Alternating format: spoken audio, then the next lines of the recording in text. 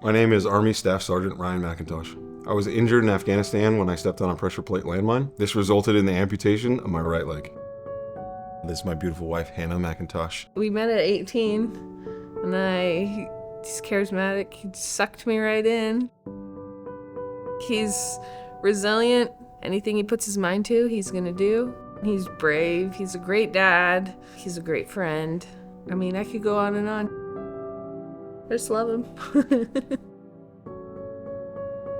After my surgery, I was sitting there and I was in a mood, understanding that my life is forever changed with my injury, and the trash was full. And it was a meaningless task. And I said, babe, the trash needs to go out.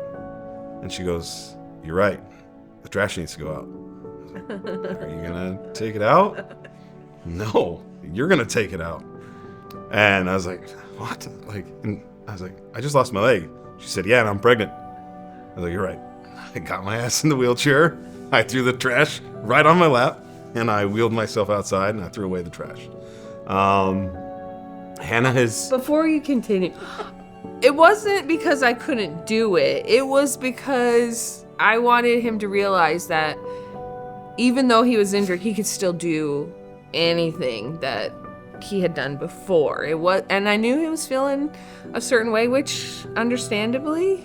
So I accredit my resiliency a lot to my wife, because she gave me the moments to feel sorry for myself, but at the same time, she still held the standard for me of who I was and what I had promised and who we were going to be as a couple. I had the strongest support system I've ever known. She pushed me around in a wheelchair when she was pregnant.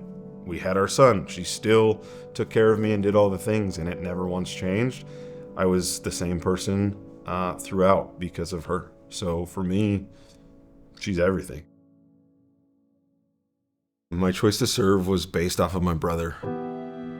My brother served in the Marine Corps. I looked up to him. I actually remember when the towers fell and instantly thought of my brother.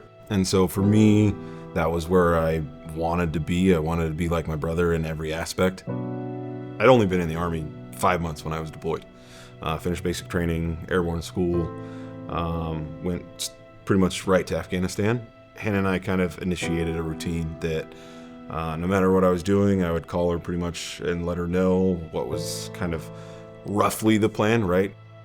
The day that I was injured, woke up, routine mission, early morning leave time, and called her and told her, you know, the basics. Hey, I love you.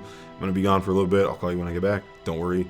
I crossed the first canal. It was a canal and then like an island in between and then another canal. And so I jumped across the first one and I took my next step. That initiated the mechanism on the landmine. I went airborne. I flew 8 feet in the air, fell down 10. It was a ditch that I ended up landing in. I crawled out of the ditch. I got to the edge and I went to stand. I basically had no ankle. I remember landing in Kandahar, going into the emergency room, and the only thing that I had on me was my wedding ring, and the nurse tried to take it, and I started fighting with the nurse, and I was swinging. The doctor actually let me keep it, and then I woke up from my surgery, immediately kind of ripped open my sheet, and I just saw this ball. It was like the size of a basketball, where my ankle and my foot was, I thought would be. I just started thinking about my wife, and Hannah was pregnant at the time. It was like, how am I supposed to be a dad? What is this gonna look like? And so I actually asked the nurse for a phone, and I called her, and I told her every part of what I was going through. And I just had to say, like, I'm sorry. Like, this isn't what I had planned. This isn't what I wanted for us. Growing from a 22-year-old amputee to now a 37-year-old amputee, right? I do have a few more limitations, and I guess I'm more aware of the amount of hopping that I do or the amount of crawling that I used to do, and like I don't want to do those kind of things. And so our home now, the shower, it's got like a 4-inch step that you have to get over. Watching him hop in and out of the shower, I worry that his hands could slip down the side, or that if he jumps and misses the ledge, you know, like, we don't want to repeat. I know there are times that he shouldn't be in his leg and he just toughs it out, That's really hard. We do live in an older house and the halls are narrow. We do have stairs. It has stairs going down into the basement to my son's room.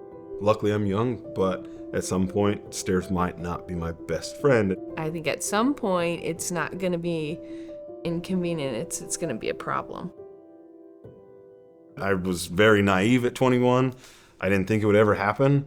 It did, and I've had some great people in my corner, and Homes for Our Troops is one of them.